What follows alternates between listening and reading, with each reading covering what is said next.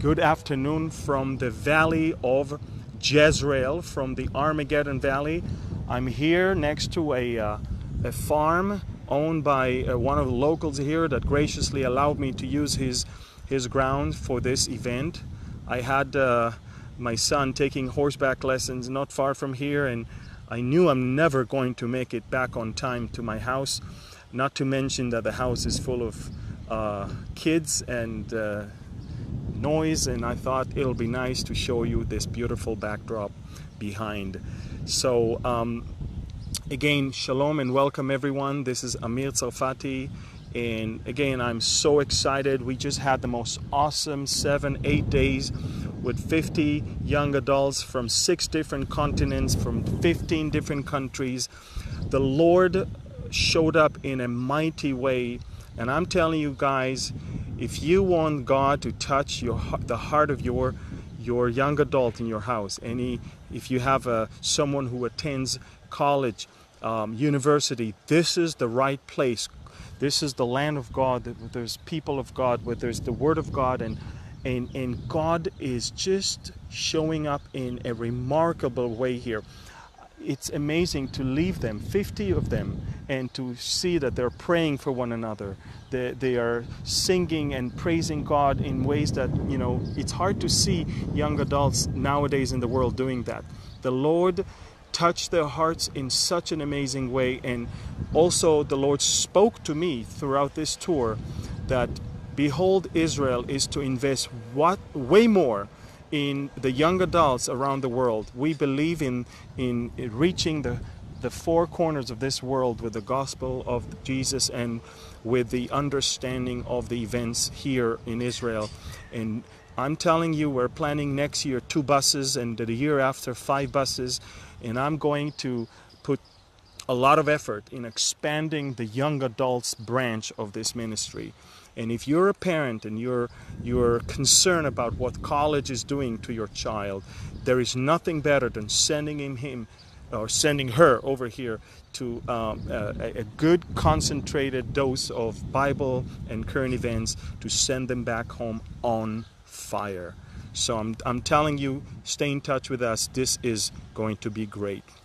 Also, I want to tell you, a lot of you were for the longest time asking, where can we get the Behold Israel hat and the Behold Israel shirt and the Behold Israel jacket?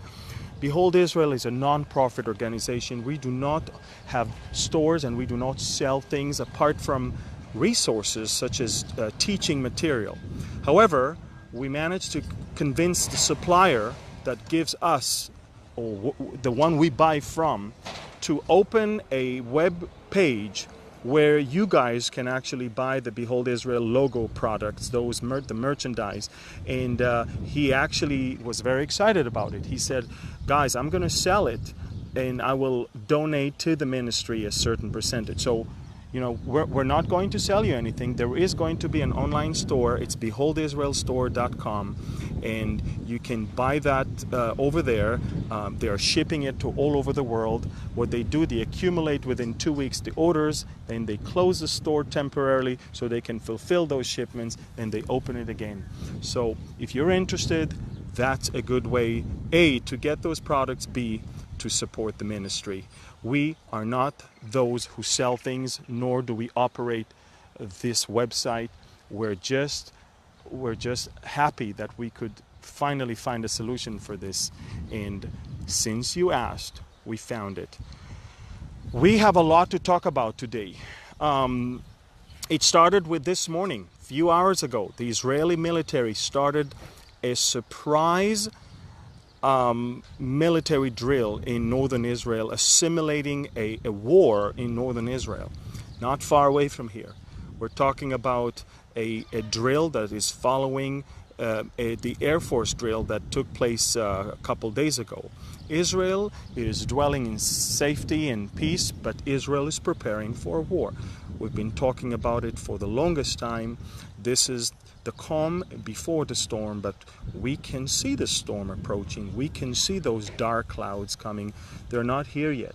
We see them in the horizon, though. We are making the effort to be able to be prepared whenever it happens.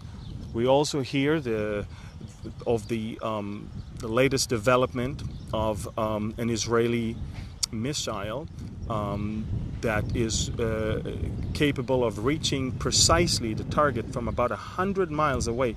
In other words, it can be attached to an airplane. The airplane doesn't have to fly all the way to that target. He can just release the missile 100 miles away, and the missile is not only equipped with a GPS but also with more layers of systems that cannot let the GPS be wrong, and it can hit almost literally any target. Israel's Air Force is about to buy those from the Israeli military industry, and it's going to be something quite amazing. This is one of those things that Israel is engaging in doing right now in order to prepare for something big in the future. Also, just so you know, the Hamas had a colossal failure over the past weekend. They were hoping to get 50,000 to 100,000 people to come to the fence and to breach the fence and infiltrate into Israeli territory and execute some terrorist actions. And eventually, less than 10,000 people showed up. Not even a single attempt to breach the fence was successful. And if anything, they were hoping for a high number of casualties so they can cry to the world that Israel is massacring their people. And there was only 4 casualties over the weekend, and they were hoping for 40. It's sad to say, but they're happier when there's higher number of casualties. But only 4 people died, and they're quite disturbed by it. We are watching something very interesting. The Hamas in Gaza is not even listening to his own people. He's listening to Iran. They admit that they received $250 per person to bring them to demonstrate and to execute some terrorist attack from Iran. In other words, they have millions of dollars coming all the way from Iran, and they are paying $250 per person, which is, by the way, more than a monthly salary for the Gazans. And yet, even with all of that bribery that the Iranians are trying to flood Gaza with, very few people showed up. People are so tired of this. The Hamas also admitted that they are in touch with Iran and Hezbollah on a daily basis. They have become a proxy of Iran. But I want to make it very clear, we do not want to destroy Hamas at the moment because it serves our interests that they rule their own people. Israel's last wish is to enter into Gaza, populated by 2 million Muslims, and to try to rule over them once again. So on one hand, we want to destroy military infrastructures, but on the other hand, we want to leave them right there ruling their own people, because at the moment, there is no better alternative. And so that's basically it. The situation across the border with Jordan is quite troubling right now. Let me explain what happened. Jordan was flooded with immigrants or with refugees coming from Iraq on one side and Syria on another side. Jordan borders both with Iraq and Syria. And the war in Iraq and later on the war in Syria brought millions of immigrants into the Jordanian territory. They have no plans on returning to Iraq or Syria. They are now settling in Jordan. Jordan's population basically is now 11 million, of which 4 million are just refugees. It's so heavy on the Jordanian economy that anyway is being artificially kept alive with support of America and Saudi Arabia. The problem began when the Jordanian king started flirting with Iran and Turkey. And when the Saudis saw that, the Saudis immediately cut all the support to the Jordanians. The Jordanians were left without their main oxygen pipe. And the Jordanians decided to go to the International Monetary Fund, the IMF, and to ask them for a loan. Well, the IMF said, we will gladly give you a loan, but you need to have certain standards, such as raise the taxes, raise the interest, and show us that you can pay us back. The Jordanian king decided to raise the taxes, raise the interest, and the furious people of the kingdom showed him that there are limitations here. Demonstrations all across Jordan started in the smaller and the bigger cities, and for the first time they didn't have any problem publicly coming against the monarch and his wife and against the way they spend money and they waste money and their corruption. And the Jordanian king realized that his days could be numbered if he's not going to do something about it. Israel wants the king to stay there. And so what happened, he fired his government, he fired his prime minister with the hope that things will subside, but apparently it's not really happening. And the Jordanian king is really troubled, and because of that, the Jordanian king decided eventually to run back to the arms of Saudi Arabia. And the Saudis taught him a lesson. The Saudis said, if you want our money, you cannot go and flirt with Iran, our biggest enemy, or with the Hezbollah, or with Turkey, of course. So the Saudis just announced a special conference in Saudi Arabia to somehow bring an end to the crisis in Jordan. And once again, Jordan is on the right side of the moderate and not the extremist, on the side of the Sunnis and not of the Shiites. So, you know, it fits biblically what we can see, that the Jordanians are not going to turn against us. It fits biblically what the Bible say, that the attack that Ezekiel is seeing is not including Jordan. If anything, Saudi is going to rebuke those who come against Israel and invade into the land in order to plunder and take booty and take the spoils of war. So everything fits perfectly to the biblical description of a prophet from 2,800 years ago. The Chancellor of Austria, Sebastian Kurz, just landed in Israel a few hours ago. The youngest European leader, 31 years old, the leader of the Conservative Party in Austria. Believe it or not, he is a very pro-Israel leader. When I gave my message on the possible rise of the Antichrist from Western Europe, I don't know if you ever saw that. It's called Europe Closer to the Antichrist. I showed a pattern of how the Europeans are going and voting for younger and younger and younger leaders, for the most part without even families or children. And Sebastian Kurz is the youngest of all of them. It's very interesting because he's very concerned with the immigration of Muslims into his country. And as of last week, he actually shut down 9 different mosques across Austria and kicked out all of their imams. One of those mosques was Turkish one, and the Sultan Erdogan is angry at the Austrians for doing that. But you can see the seeds of rebellion in not only Austria but all across Europe against the expansion of Islam and the terrorism that Islamic radical Islam is sowing all across. Germany is still in a state of I don't even know how to call it. It's a retarded administration. That's the only thing I can say. They watch and see their country falling apart, and they, instead of fixing it, they make it worse and worse.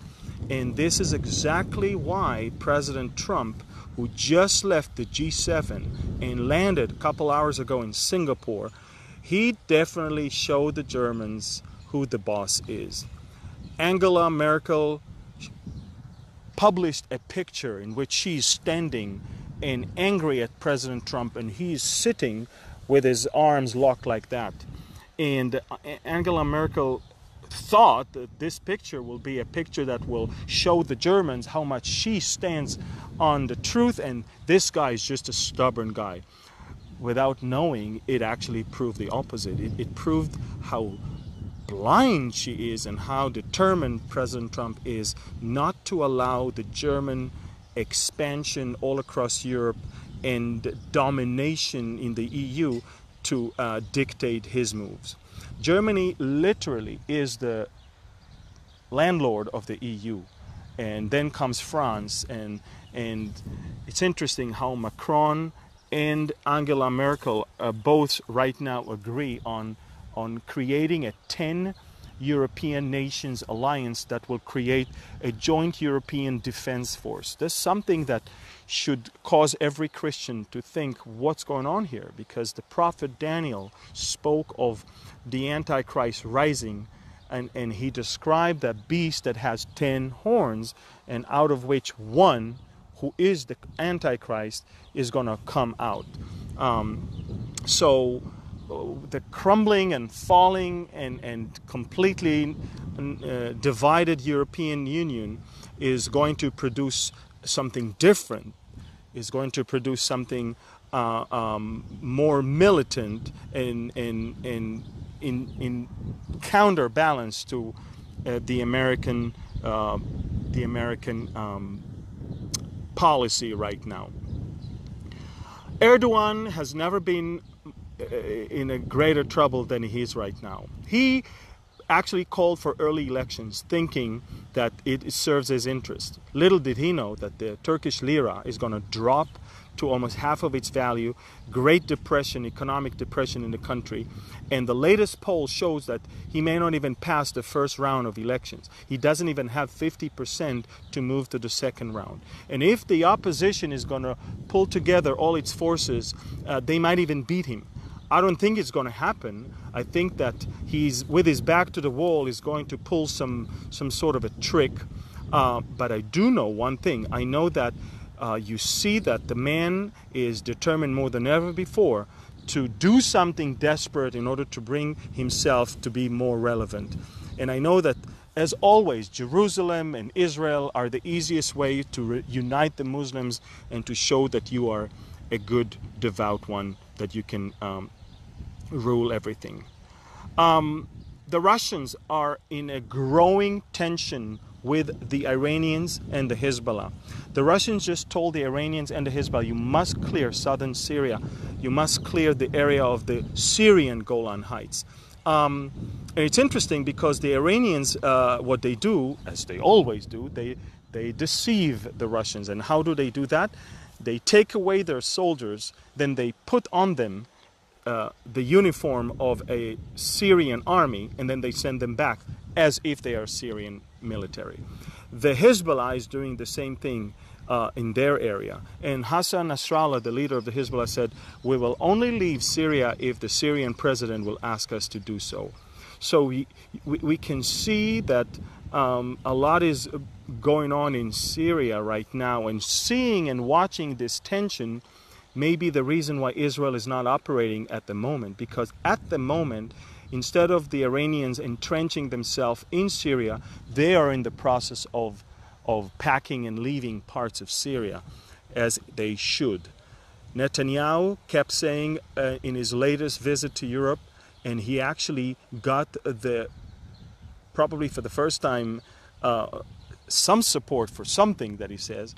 All of the European leaders that he talked to, whether it's Macron and Merkel or Theresa May, they all agree that Iran must leave Syria. So that's quite an achievement for the Israeli Prime Minister. I also want you to know that in Iran, the situation is amazing. Amazing. The Iranians are demonstrating in the streets of almost every city. The Iranian economy is just literally falling apart. Even their soccer team just received the news today that Nike will not give them or sell them shoes for the coming World Cup series in Russia. They don't even have soccer shoes now to play with. They're very, very angry. Nike doesn't want to, make President Trump angry and to mess up with the American administration. And so we can see the Iranians are now angrier than ever. The Ayatollahs are not really doing well right now. Once again, they're with their back to the wall, just like Erdogan is, and you know that it can only produce bad things.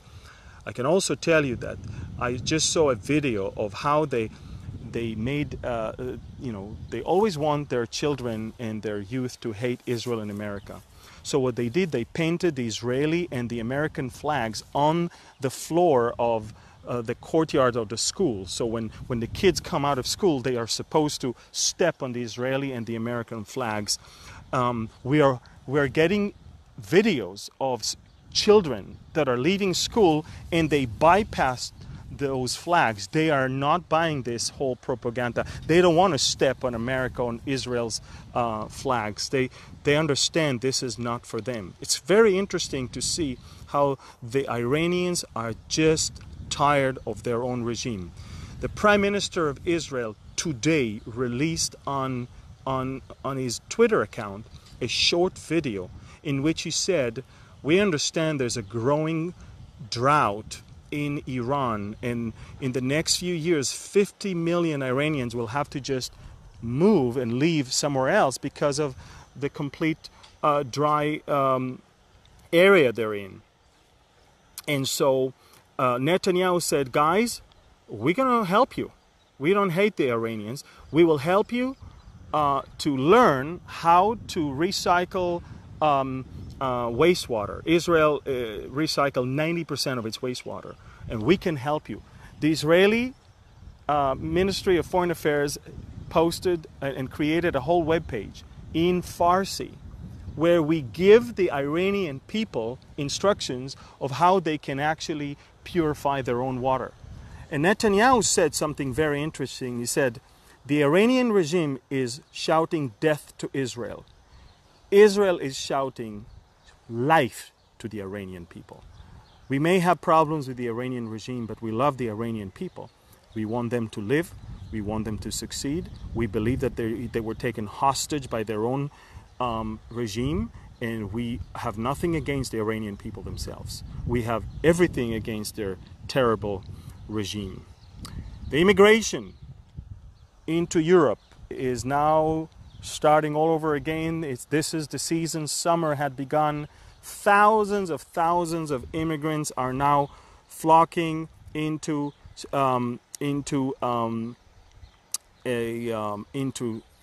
Europe, and the Europeans are just looking for a deliverer. Let's talk for a few minutes on the summit between Trump and Kim Jong-un in Singapore in the coming couple days. President Trump, a couple hours ago, just landed. Kim Jong-un landed a few hours earlier. It's very interesting. From the moment the news broke that there will be a summit, both the Russians and the Syrians pledged to meet with the North Korean leader immediately and talk to him about something. Let me tell you something. The Syrian president, apart from leaving to Russia to speak to Putin, never left Syria. And he's actually looking forward to going to Pyongyang, to North Korea. Why? You need to ask yourself why. And I will tell you that in 2007, when Israel destroyed the nuclear reactor of Syria in the Deir Azur town in the desert, it was a North Korean nuclear reactor. And I'm just wondering, are we going to see the North Koreans trying to smuggle nuclear devices into Syria in order to clean themselves and denuclearize themselves? Are we watching a way for them to not get rid of it but to actually sell it? Is that going to cause Israel to destroy Damascus? I'm just raising some questions, because why would the Syrian president of all people would want immediately to meet with the North Korean leader? This is going to be interesting, how a summit in one part of the world may affect the fate of the Mediterranean area and the Middle East. And of course, if you really study well, the Ezekiel war, it is a non-conventional weapon that is being used there. And I have no problem seeing tactical nuclear weapon or biological or chemical weapon being used, because the Bible describes how many months and years that weapon has to be buried. And when the Bible describes the type of injuries and the type of fatalities and how all of that happens, it is evidence that it is definitely something powerful. And so I'm just going to look very carefully on what's going on there and see if indeed the Russians are going to broker for a big chunk of money a deal that will give the Syrians some of the nuclear weapon that North Korea has today. That's it, folks. We covered most of our bases. I think you understand that we're in unbelievable times, and I think you understand that parallel to what is going on in the world, we see God is doing great things. And me leading the tour of 50 young adults gave me renewed my vision for this age group. And the Lord gave me that verse that this is the age group that is going to turn the world upside down. And I believe that all of you know that God has many people in your city. And I believe that in this young generation can be won back to Christ if we invest in them. And I want to encourage all of you to consider sending them with us to Israel, to behold Israel, not just to have fun, but to get Bible studies, to see the land for themselves, to worship the Lord right there where things happen, and to go back home with the truth, with unfiltered truth. They can see for themselves the things that the media is lying to them all about all the time. So I'm planning next year a 2-bus tour of young adults that will include for the first time the Red Sea and Petra in Jordan. And if you're interested in sending your son or daughter, or maybe both of them, let us know as soon as possible, and because we are limiting it to 2 buses.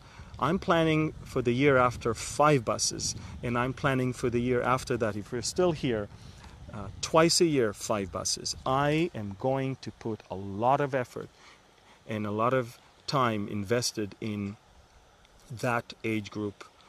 Folks, we talked about the North Korean and the American summit. We talked about the G7 summit. We talked about how the Europeans are shocked at what Trump just did in the G7.